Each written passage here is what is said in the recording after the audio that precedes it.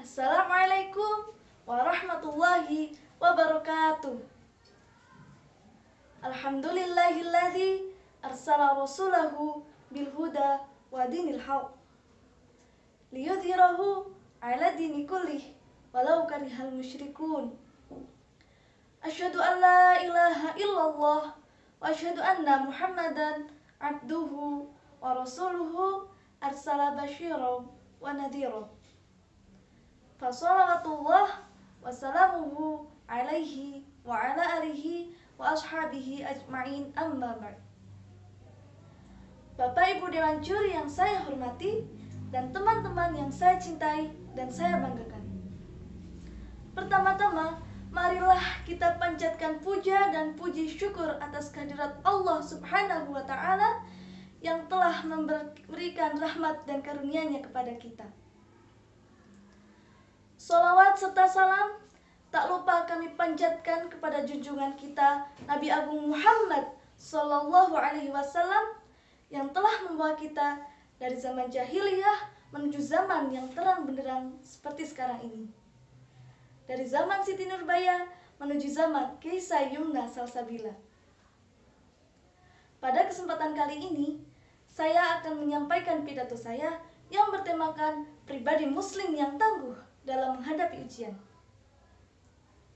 Teman-teman, apakah ada yang tahu kenapa kita harus mengalami ujian dan cobaan dalam kehidupan yang kita jalani? Allah memberikan kita ujian dan cobaan untuk mengetahui siapa di antara hamba-hambanya yang termasuk hamba yang taat padanya. Ujian itu bermacam-macam, bisa berupa kesusahan, kemiskinan, kekurangan, harta, derajat, pangkat, dan masih banyak lagi yang bisa kita jumpai.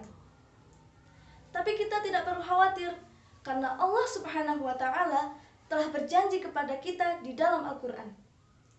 Terdapat pada Quran Surat Al-Baqarah ayat 286 yang berbunyi, A'udzu billahi minasyaitonir rajim. Bismillahirrahmanirrahim. La yukallifullahu nafsan illa wus'aha. Al-ayah.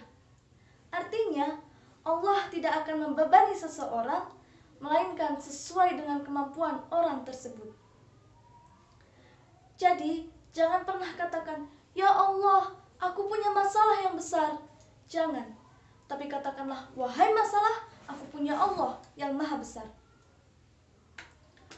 Janganlah takut, janganlah bersedih. Jika kita bertakwa, Allah kan merahmati kita. Janganlah takut, janganlah bersedih. Jika kita tawakal, Allah kan merahmati kita. Setiap masalah ada jalan keluar.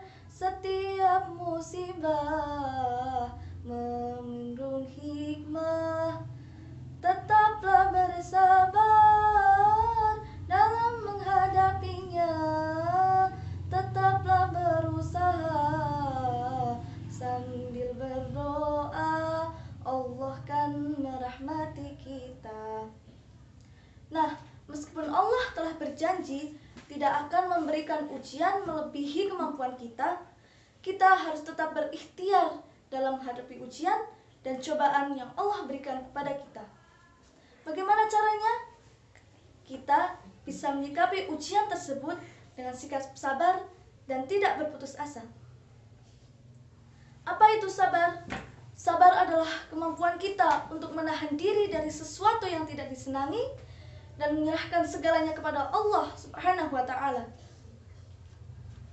Allah berfirman dalam Quran Surat Al-Baqarah ayat 153.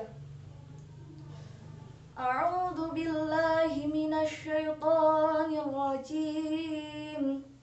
Bismillahirrahmanirrahim. Ya ayyuhallazina amanu ista'inu bis-sabri was-salah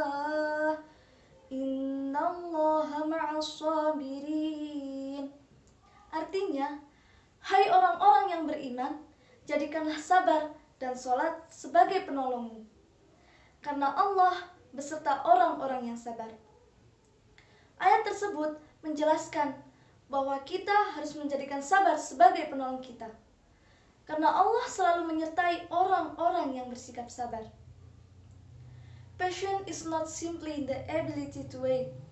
It's how we behave while we're waiting. Kesabaran bukan hanya kemampuan kita untuk menunggu, tapi bagaimana kita bersikap ketika kita menunggu.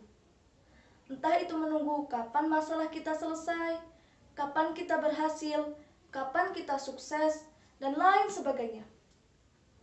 Dan kita jangan pernah berputus asa dalam melakukannya.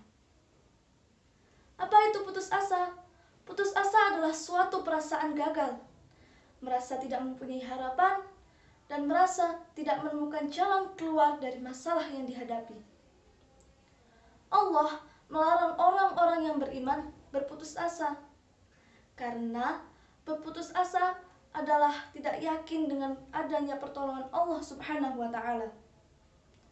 Sebagaimana firman Allah dalam Quran surat Yusuf ayat 87.